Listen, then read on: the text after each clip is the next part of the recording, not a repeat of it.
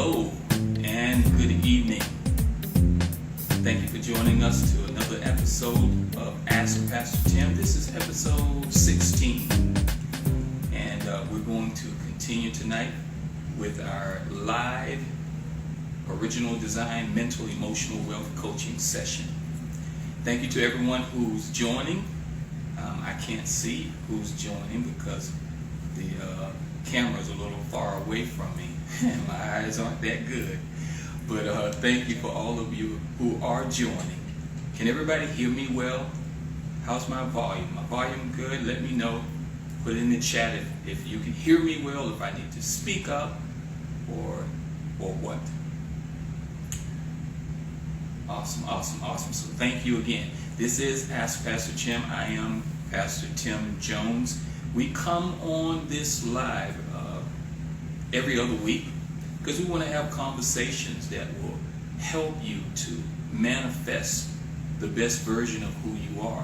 You know, sometimes we say the best version of who you are. There really is only one version of who you are. Everything else is counterfeit. So we want to help you to manifest the real you. How about that? So that you can actualize your potential. You can maximize your potential in the earth. You can actually be who you were designed to be. You can actually do everything you were designed to do. You can actually hit the target, accomplish your assignment in the earth. And that's what I want to do, and that's what I encourage others to want to do as well. So thank you again for joining us.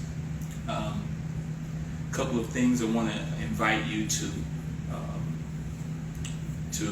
go over to YouTube, Getting Clear with Tim Jones on YouTube. That's where you'll find all and any of the Ask Pastor Tim episodes that you may have missed. You can find them there. Go over there and subscribe to our channel, like and share. You know people who are dealing with these issues that we are talking about. I can say everyone's dealing with something, and yes, everyone is dealing with something, but you have somebody in your tribe, in your sphere of influence who you've known and who you've seen that may be dealing with issues as it concerns mental health, whether it's anxiety, whether it's depression, whether it's just low self-esteem. There's a myriad of different manifestations of mental health. And so the season that we are in, the hour, the time of day that we are in, demands that we learn how to make ourselves more productive emotionally and mentally. I say this and I don't take it lightly when I say it. We have some difficult days ahead. There are things that will come our way that we need to be emotionally stable to be able to maneuver, to navigate. We certainly need to be able to be mentally stable to navigate. And when I look around and I see the state of the world, the state of the culture, I see more people who are incapable of being able to sustain the difficult times that we will face. They can't even sustain the difficult times that we're in. And so that troubles me. That concerns me. And I want to do my part to help us, because we are a people. And when I say a people, I'm not talking about a race, a creed, or a color. I'm talking about the human being, humankind, mankind. We were designed to dominate in the earth. And so that means that whatever we're facing, whatever comes our way, whatever struggle, whatever trial, whatever tribulation, whatever you call it, we have the ability to overcome it. One of my mantras is this. I call it the human potential factor. And it says this, that every person that is born with the innate ability to overcome any obstacle, endure any struggle, and outlast any trouble that gets in the way of their purpose. So you've got what it takes to make it. You've got what it takes to not just make it, but to actually dominate. So how do we dominate? Well, that's a little bit of what we're going to be talking about, and what we're going to be doing tonight is fixing some of the things, or presenting a way to begin to address and fix some of the things that keep us from dominating in the earth. I don't know about you, but I've got some situations, some circumstances, some things in my life that I need to dominate. Come on, if you've got some things in your life that you need to dominate, type in the chat, I've got some things I need to dominate. And I know we're talking to the right audience tonight. Jewel, you got some things you need to dominate? Yes. For real. Yeah. So that's what we're going to be talking about tonight. A way, a strategy, if you will, that will help us to be able to begin to dominate. And it's only the beginning. There's so much to us. And so that's what we're going to start from here tonight. So last week we opened it up, the live original design mental emotional wealth coaching session. We talked about a program that we're going to be doing here. Actually, it starts on June 30th, where we're going to be coaching through an 8-week program and helping those who are part of it to actually design their own signature greatness conversation. And we'll talk more about what that is and what it means and how it relates to even what we're going to be doing tonight. It's very important to have one, and we'll talk about why it's important to have one. And so we're going to pick up tonight. Last week was like, well, I say last week. The last time we were together, actually, it was 2 weeks ago. And we picked up with the very beginning of that coaching, with that first piece that was called, you know what it was called? I Am Purpose. The piece was I Am Purpose. And if you didn't get a chance to see that, go back and look at episode 15 and see some of what transpired as we were doing that. So we're going to pick up the second session here tonight with, it should be the identity. You check that out and see if that's what the piece is. No, I was looking for the book, but let me go to the site. Should be, yeah, if you go to this site, they're listed in the order that we actually coach in. Again, welcome to all of you who joined. Thank you so much for being a part of our night and allowing us to speak life into you and to demonstrate how we speak life into ourselves, how we manage ourselves. And so it's just a moment to get that pulled up and we'll begin. So this coaching program is designed to do a few things. One of the things it's designed to do is to repair your brain. So what's wrong with my brain? And I would say to you the same thing that's wrong with everyone's brain. We've all had some degree of exposure to dysfunction. Okay? And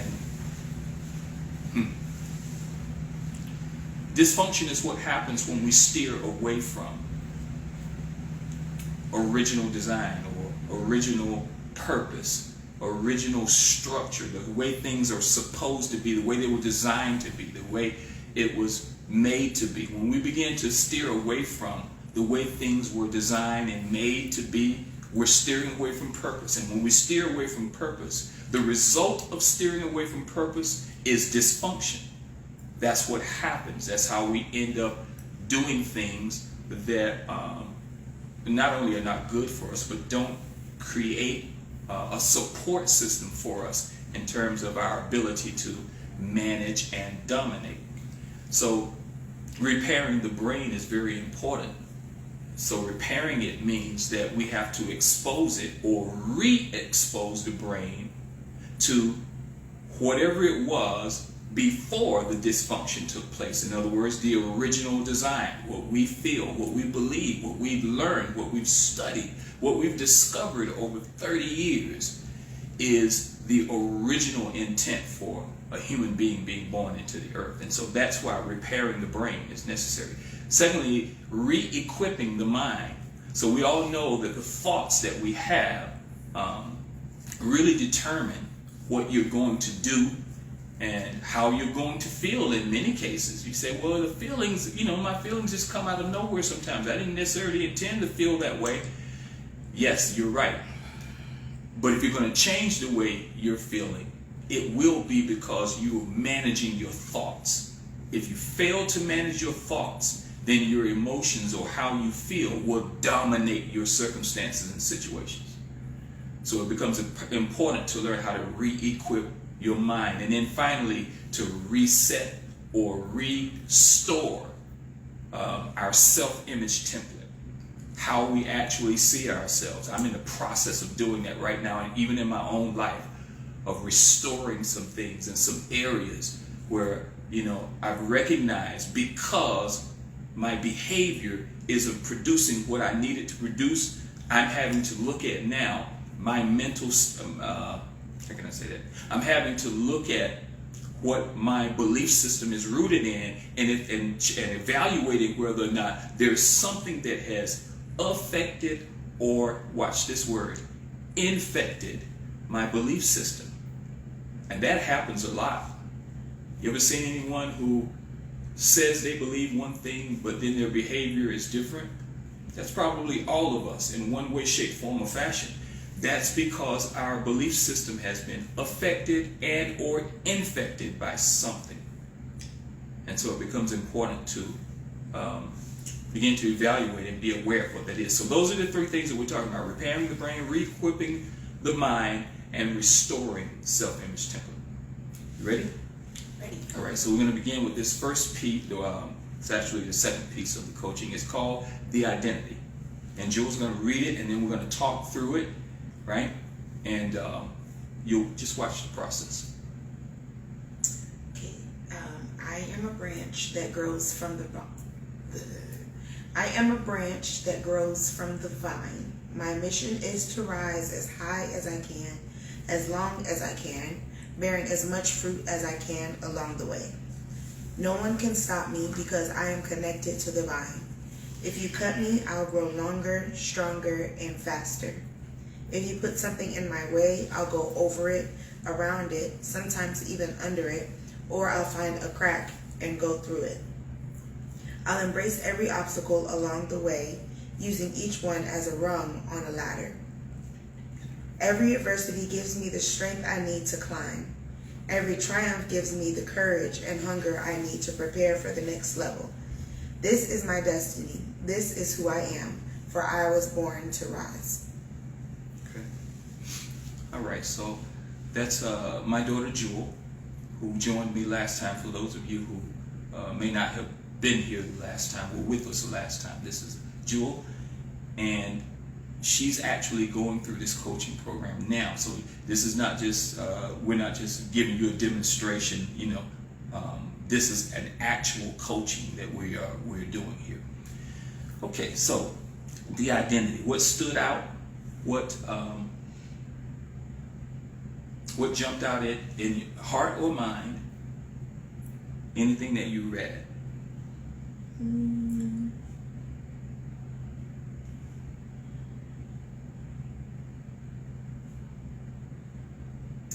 know if one thing specifically jumped out.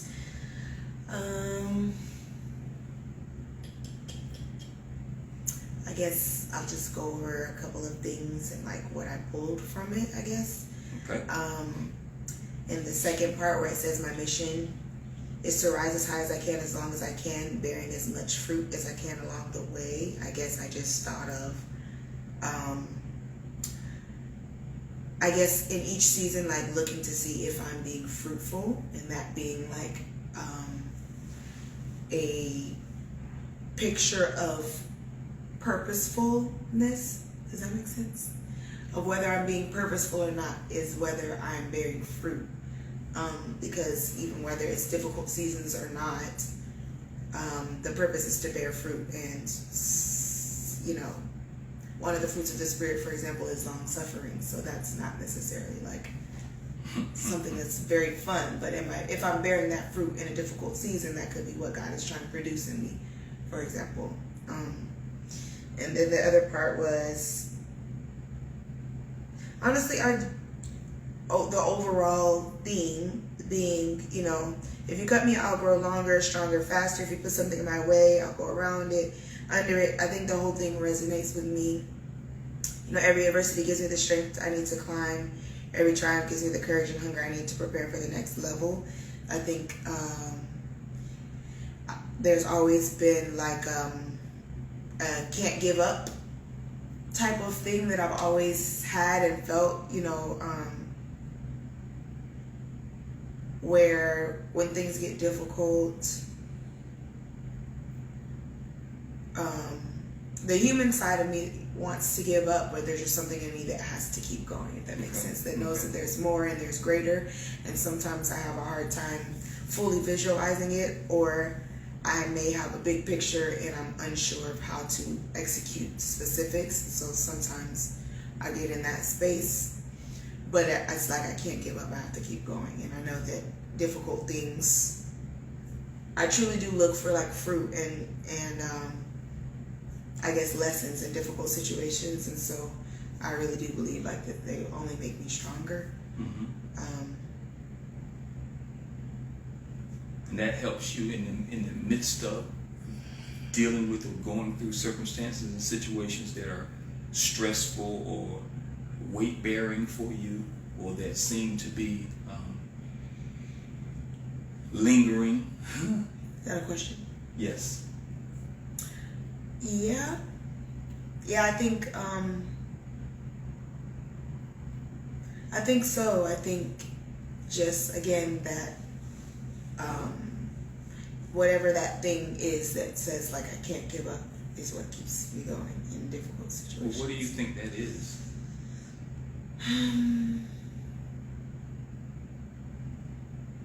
I think it's just purpose, and that knowing that it's bigger than me. I'm not here for myself. If I was, I think it would be a lot easier to give up.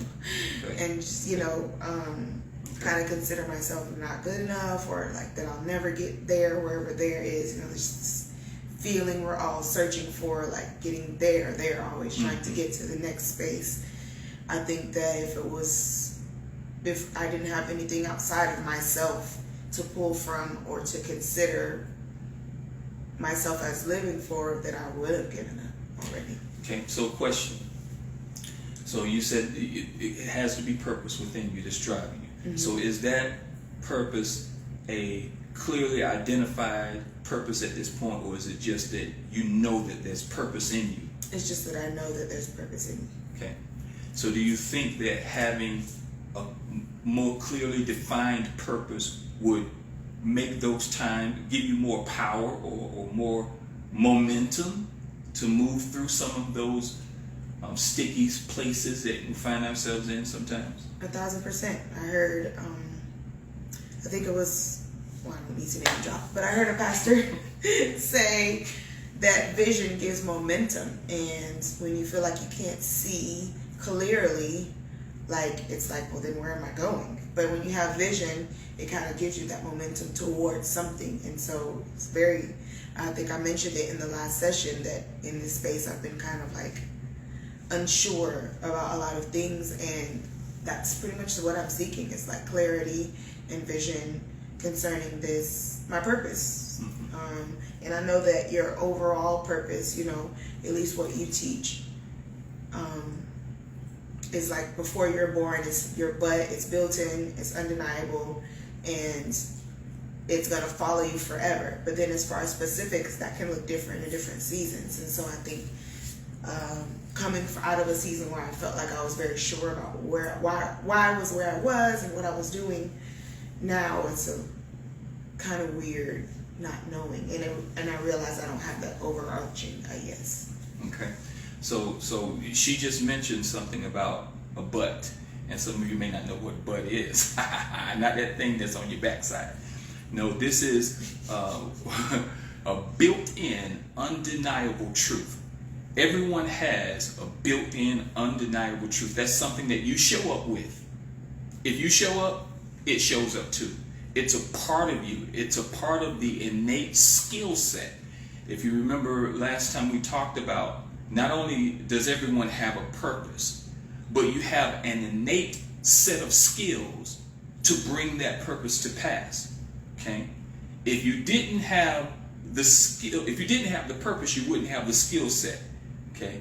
Because you do have a purpose, it means that you do have the skill set. All right? So even if you're not aware of that, okay? So, and I wanted to bring that to your attention because I'm about to ask her something about the but. Okay? So I wanted you guys to be able to track where we're going. So, going back to your built-in undeniable truth. So if you look at this piece and how it starts, okay, it starts with a clearly defined objective, okay, that being, My mission is to rise as high as I can, as long as I can, bearing as much fruit as I can along the way. right there, okay. So that clearly defined objective begins to shape everything else, or it can. Maybe we can say it should, okay. And we'll talk about the realities of if it does and why it doesn't, or if it does or if it doesn't, and why it does or why it doesn't. That's important. Okay, so clearly defined objective. My mission is to do this. Okay, so that means that you have identified who you are and what you are here for and what you are here to do. Even if it's not clearly defined, you at least have a sense that I've got that, and the mere fact that you have a sense of it means that you're on track to discover it. Okay, so just that right there puts you miles ahead of everybody else, because there's so many people don't even have that. And if I can say to you, those of you who are watching that, just having a sense that there is something in you that you're supposed to, that you were designed to leave in the earth, just having that knowledge and embracing that as truth launches you forward towards your destiny and purpose. Like I can't even begin to tell you how far that puts you down the road. So that's important. Now, so clearly defined objective, okay? And then it begins to break down that clearly defined objective, right? And begins to set it, it begins to set it in a place where it makes you untouchable. Maybe not the best word. Unbreakable. Not untouchable, because you can be touched, but unbreakable, right? And that's what it begins to do. So tell me how it begins to do that. No one can stop me because I am connected to the vine. Stop. Okay? My clearly defined mission, right? Now, you've set the stage for anything that you're going to go through, anything that you're going to face. Because you've already declared that nothing can stop you. And you've already declared why nothing can stop you. Okay? So, you think about a branch, you think about a tree growing, right? The limbs that are growing from, the branches and the limbs that are growing and the leaves that are growing, they're all being not just supported, but they've been established upon a root system, right? That as long as they stay connected to it, they're growing and sprouting and, living their best life, as you like to say sometimes, right? But when they get separated from that tree, they immediately die, even though they still may be green. Okay, a leaf can fall to the ground and still be green, but it's dead if it's no longer connected to its source. It's dead. So having that clearly defined objective is what keeps you connected to the source, right? And then everything must flow through that. Has to. So what does that mean? That means that when you're in a situation or you're in a circumstance and you're dealing with emotional things or stress or anxiety or just, battling with, but still believing in yourself, or believing that this is for you, or believing that this is going to happen, or it's been so long. Those are the things that's real life for us, right? But when you're in those places, how do you strengthen yourself? Can I suggest to you that you have to strengthen yourself mentally in order to receive the strength emotionally? You can't strengthen your emotions. You got to strengthen your mind. And then your mind will feed your emotions with what it needs to be strengthened. Okay? You try to strengthen your emotions, and strengthening your emotions could be something as simple as this, right? You do something that you love to do. That's where the whole term emotional eating comes from. You start eating, right? I know because I do it. You start eating, right? And all of a sudden, you're strengthened. You feel a whole lot better. Get me some ice cream, and I'm good to go. Get me some butter pecan ice cream, and I'm good. I don't even have to think about what I'm dealing with, because I'm thinking about this ice cream right now. That can be strengthening your emotions, even though it's temporary. I have some ice cream in the fridge. After this. So you can strengthen your emotions, but it's always going to be temporary, and it's not sustainable. But when you strengthen yourself mentally, you're giving yourself something that's sustainable, because you can keep going back to it. You can keep going back to it, right? And it's never taking away. It's always giving to you not just a feeling, but it's giving to you the support and the strength that you need to be able to manage, to be able to go through, to be able to deal with whatever the difficult thing it is that you're facing and that you're dealing with. So you've got the clearly defined, you've got the supporting cast, right? Why, you can't be broken, all right? And then it just goes on to serve to prove that as you go down, throughout the piece. So the piece is structured in such a way that it actually will build a foundation and a platform under you to be able to manage difficult situations and difficult circumstances. So back to that but again, because I wanted to ask you something specifically about that. So you have a clear understanding of at least one or more of your buts? I have identified it. I do not understand it. Okay, but you've identified it. Okay, that's good. That's good. Identifying it. That's first step right there. Okay, one or more. Or more? Or more.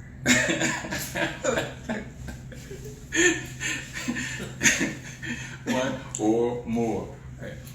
So, when you're going through difficult moments, does your butt come to your conscious thoughts?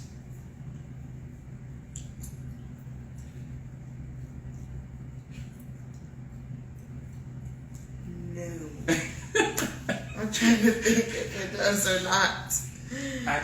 I want to just tell you, no, it doesn't. No. Why? Because it's innate, number one. And number two, until you become intentional about it, it'll always be innate. Right? It'll just always show up just because you showed up. But when you become intentional about it, now that's a different ball game.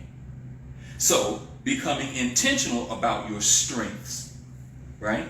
Some people, sometimes we know our strengths, or we might not, we know what they are or have some sense about what they are, but we don't necessarily use them intentionally. Sometimes it's because, we may not think it really matters much or means much, right? But then there are some people who have strengths that are more visible, right? And so they may be quicker to utilize their strength because it's more visible, kind of like gifts. People who have more visible gifts, they seem to be the ones that can get things done or move or manifest things or whatever. And people can see their gift because it's so visible and so physical and so tangible. But is it more? Does that mean it's more important than someone's gift who may not be as visible or as tangible? Or is it less important because it's not as tangible? It's not. And it certainly can't be to the person who has the gift, because it's your gift and it was given to you as a strength. No gift was given to a person as a weakness.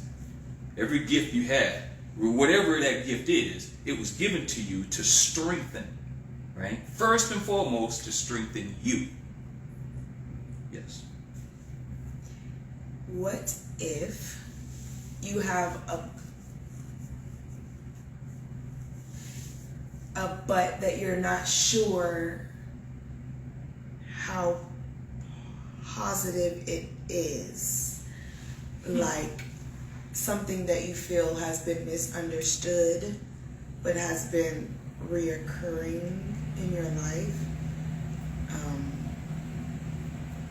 Misunderstood by you or by others? Maybe both.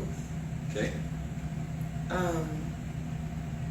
Like as a practical example, I remember when you first were telling us the concept of built-in undeniable truths, and that it was just something that you were encouraging us to find about ourselves. I think I mentioned to you guys one day driving home, and one kind of hit me out of nowhere, and I just started crying, and I didn't gain an understanding, it was just an identifying. But it has also been something that I feel can be misunderstood or used in the wrong way, and that is, I've always felt like I can and always have felt the need to advocate for people who either can't advocate for themselves. It can look like defensiveness when I'm advocating for myself. I always feel the need to explain. I always feel the need to make sure other people understand, and naturally I also feel the need to get an understanding always.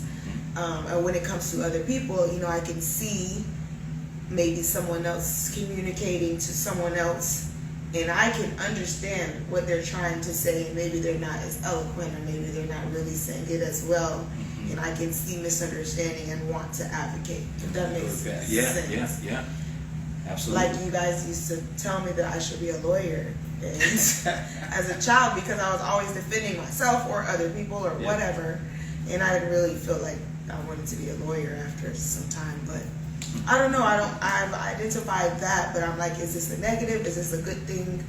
I don't know, really. Great question. So, you said a key word in there, all right? What's going to tell you, being misunderstood, that's the key word, misunderstood. Whatever the gift is, if you don't know its purpose, by default, it's going to be misunderstood. Okay? Because it'll be misused. Because it will absolutely, but you can't help it, right? So then, with that being said, what needs to happen with that but? I need to understand it. You need to discover the purpose of it. What is this for? What is this thing for, right? You can find a good use for anything, if you just put it like that. But there is a specific thing that you have that for, to bring about change, to bring about positive, to bring about help, to bring about something that will advance someone's life. And God didn't give it to you for it to be a negative. Gave it to you for it to be a strength. Now we have to discover how to utilize its strength. Or let's put that another way. We have to now discover the strength that's in it. See, then when we discover the strength that's in it, now it's not misunderstood anymore. See that? And not only is it not misunderstood, now you can become intentional about how and when you use it. Now you've just given yourself power. You see that? So that becomes a conversation. It becomes an observation and a conversation. An observation, you're constantly observing just your own natural tendencies, right? When things happen, if you have a tendency to get upset or fly off the handle, you just need to be able to acknowledge and become an observer of your own behavior, right? And if it's something that, so you becoming an observer of it, because you have to discover the strength that's in it. That's the bottom line and the ultimate of what I'm saying about the but. Discovering or observing it so that you can discover it. Now, having said that, I'm going to get to this part, because this is another very key and significant part of this process here. All right? Is now understanding what may have caused something to be misunderstood. Right?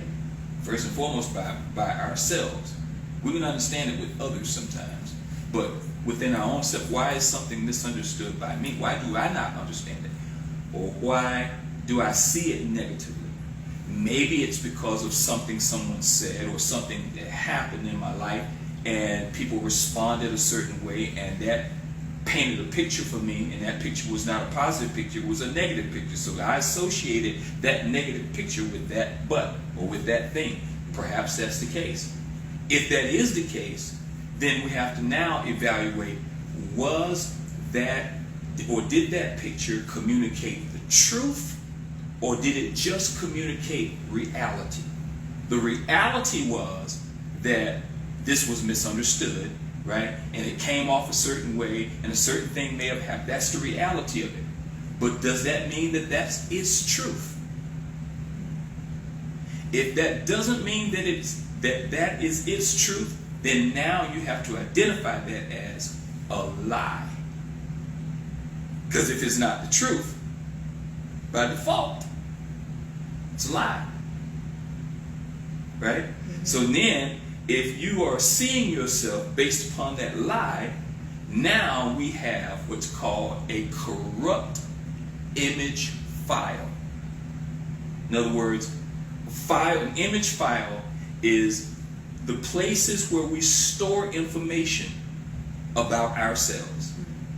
Okay, so if somebody mistook something that you said, or they received it the wrong way, and because they did, that painted a certain picture for you about a part of yourself, and now you're even hesitant about presenting that part of yourself, you know, it has corrupted the way you see yourself. And that becomes a file that will repeat every circumstance or situation that you're in that presents itself similar to that. And the more it happens, okay, the more that corrupt image file gets almost like ingrained into our belief system in terms of how we see ourselves. So that's why it becomes necessary to, even as we're doing this, right, I seek to identify any corrupt image files that may present themselves, right?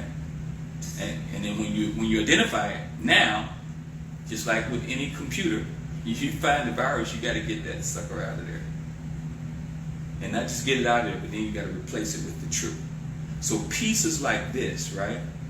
They give you the truth that you can grab hold of. And then that truth now, just like light shines the light, it illuminates everything in the room, right? But then you see some shadows, and a lot of times in the shadows, there are things that are unsaid or unspoken, things that have not been communicated, but they're there, and they're able to hide in the shadows. You know why? Because they're connected to and rooted in the damaged image files. In other words, you'll never get me to say that that's how I feel about myself. But in my private time, when it's just me and my thoughts, I entertain those thoughts. Right? I won't consciously acknowledge that that's my belief. In fact, I consciously acknowledge the opposite of it. But when it's just me and my thoughts, I find myself entertaining those.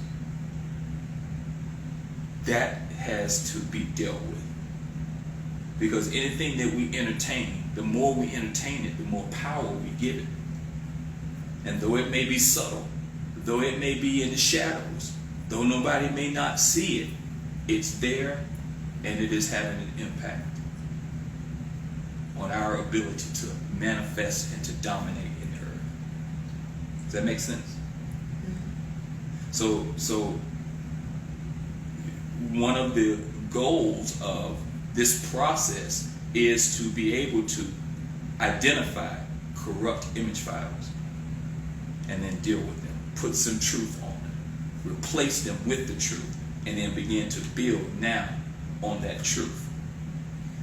So, as a practical example of that, so with feeling misunderstood, I guess what goes hand in hand with like advocating for people and feeling the need to like understand or be understood, or help other people be understood, that I feel goes hand in hand with how I've always been inquisitive and always want to know why and how, and that just really helps me to understand things. And that can also be misunderstood or considered as like challenging. And so, speaking specifically, I'm going through this to tell like how I am aware of a corrupted file and how I don't really know exactly how to fix it. Okay. Being in spaces of like leadership, but underneath, other people. How can I say it? Constantly being told certain things about me, or constantly being misunderstood has caused me to kind of shut down in some areas, and not speak up and not say certain things because I don't want to come off as harsh, or I don't want to come off as always challenging, or I don't want to come off a certain way because of that constant feedback. And so though there may be a need to fix how I say things and all of those things, I've always been somebody who's okay with getting that feedback so that I can fix it. I'm very self-aware and want to fix those things, right?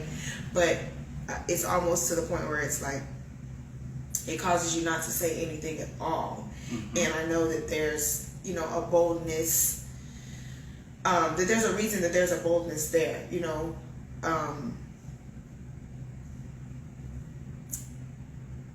It's just, I think it's been corrupted in a way, like I said, that has caused me to more so kind of be silent in a lot of situations and not speak up. And I don't think I've ever been like a loud person. My voice has always been softer. But I think, I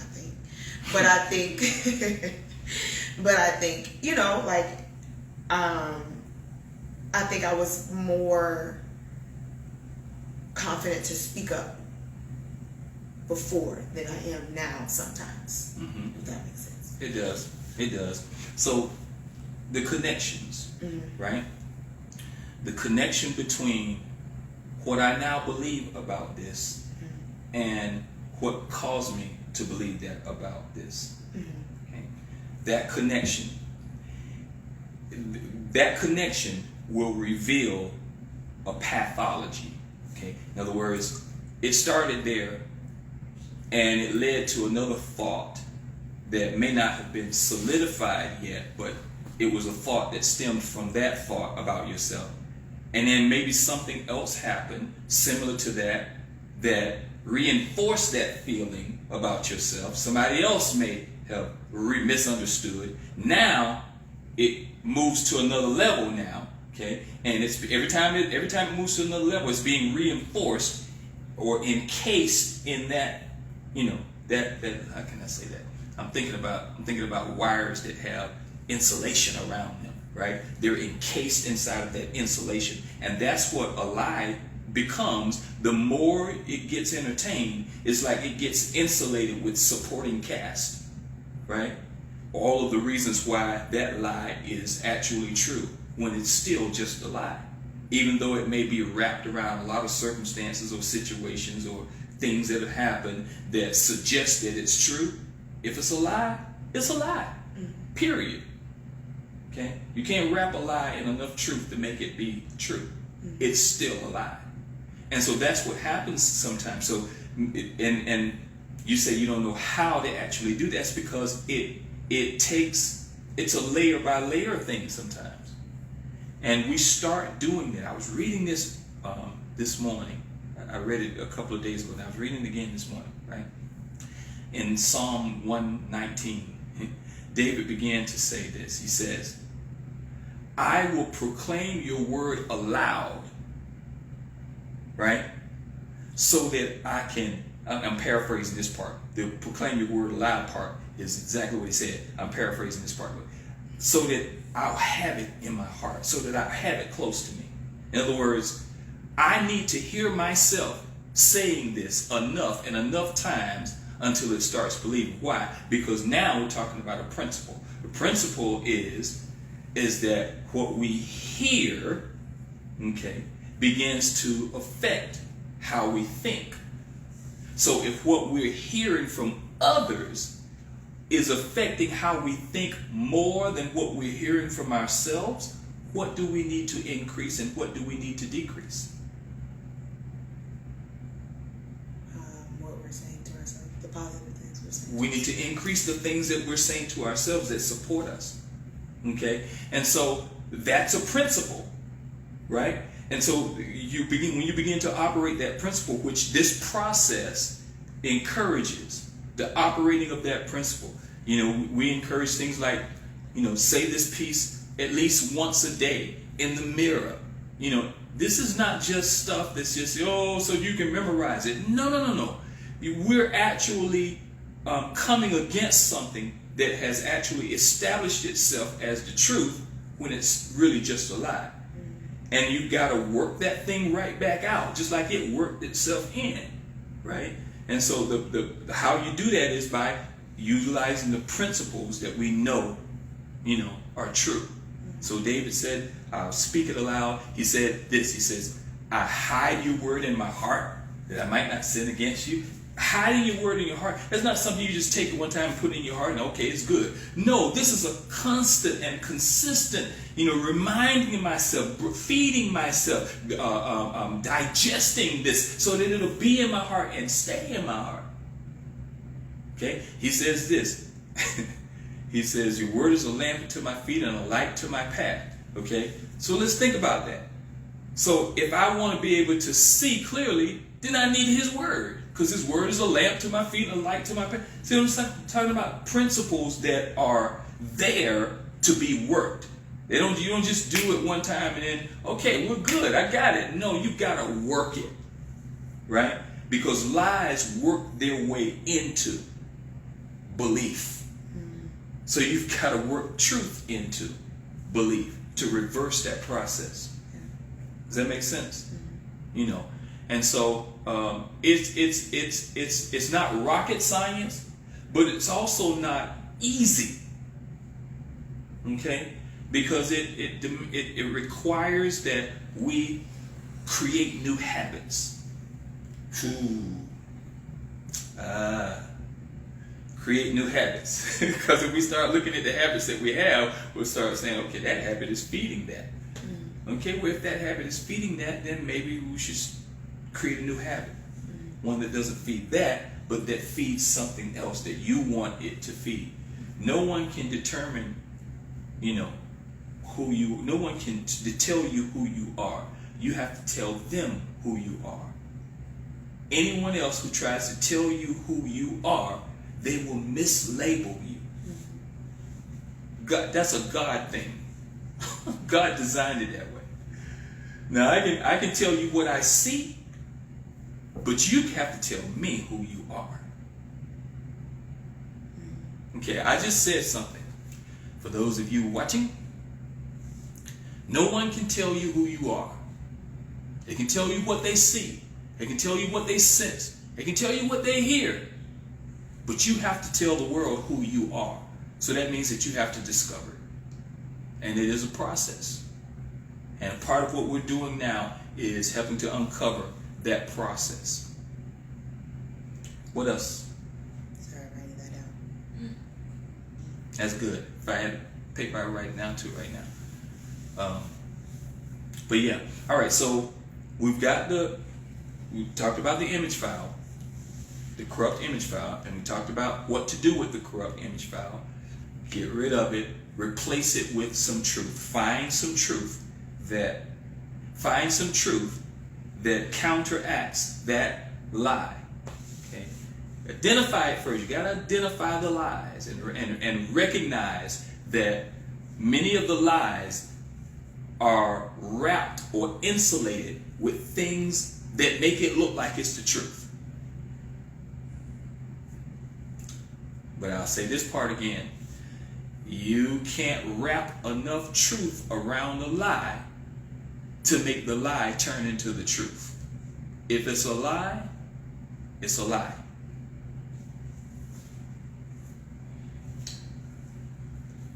That's all I got to say about that.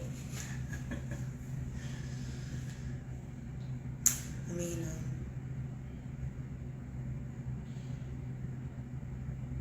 I think that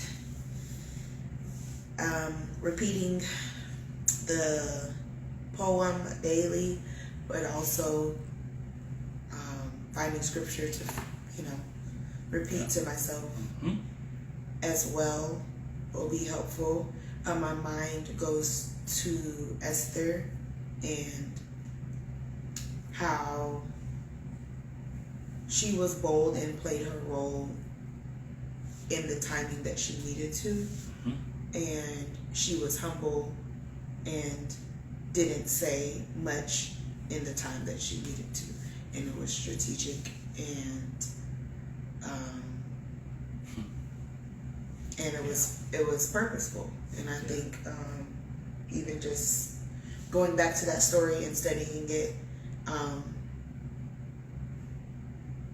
because she was used in a great way, and if she had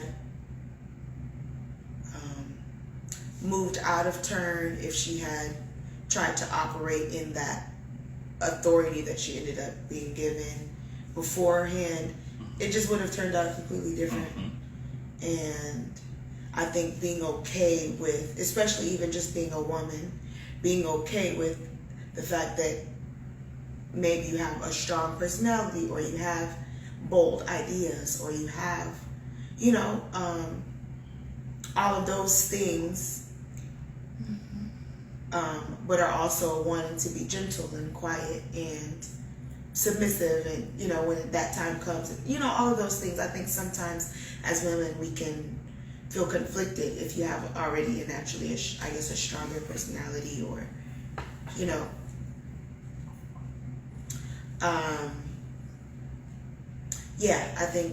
I think just studying some of those characters, but Esther is the one who came to mind for me. But even looking at Joseph, even though he was a man, that story has always resonated with me. And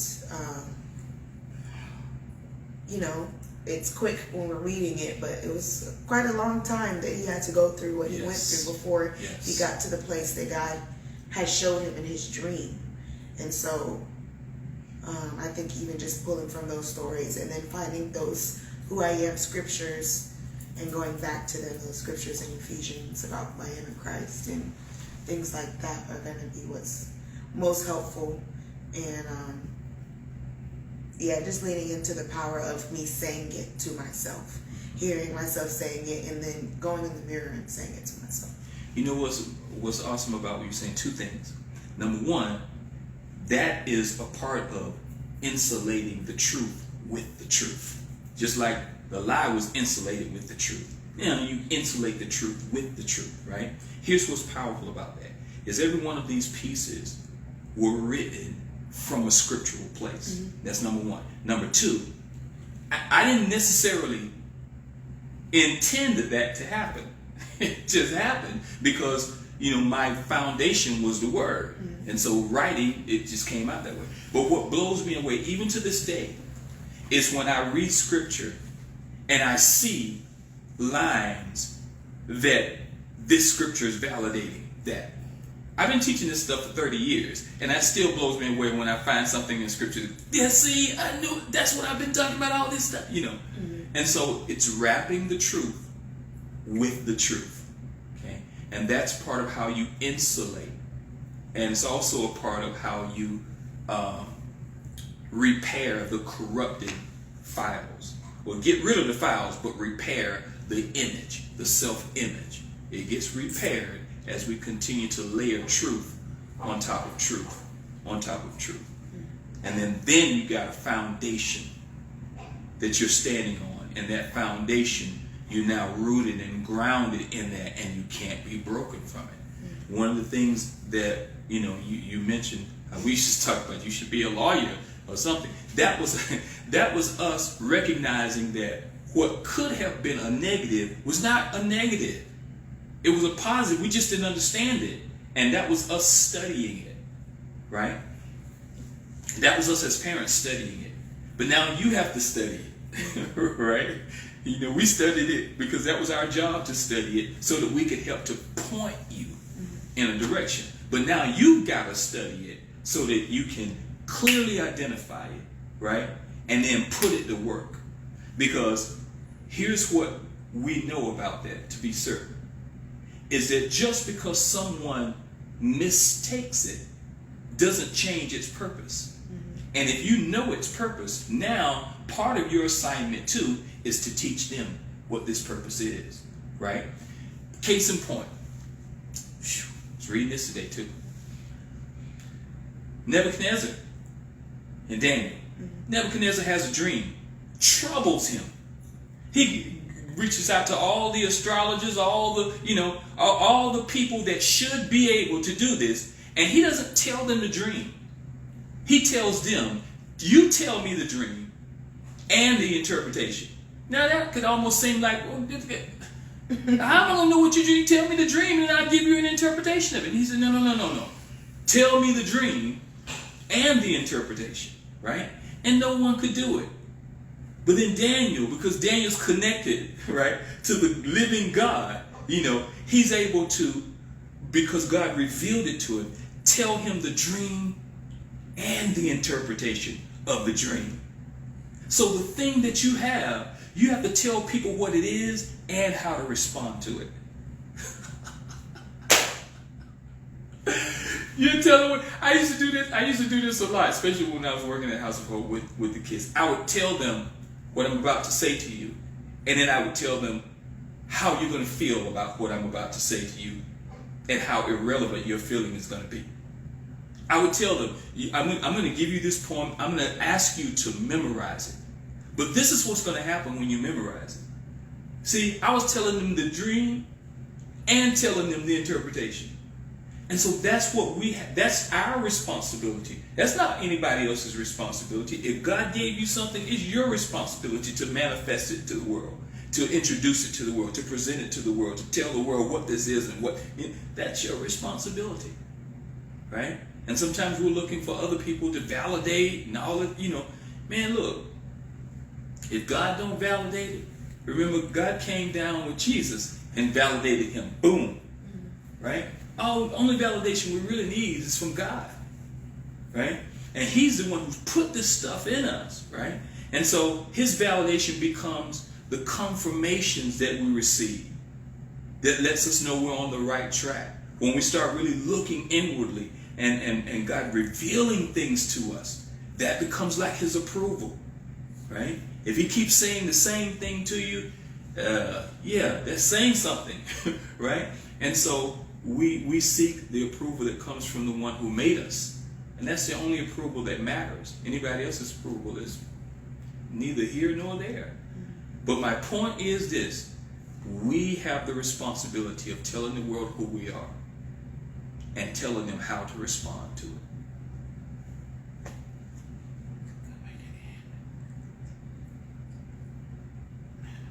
Cool. All right. Very good. So listen, if you are watching and you've heard something or you thought of something, if you had questions, as always, you can always put them in the chat. If we don't answer them, we come to the top of our hour. So if we don't answer them on the live, we will get with you and answer those questions. Ask those questions. If you would like to go through a process like this and with me, let me know. Put it in the chat. Hit me up with Messenger.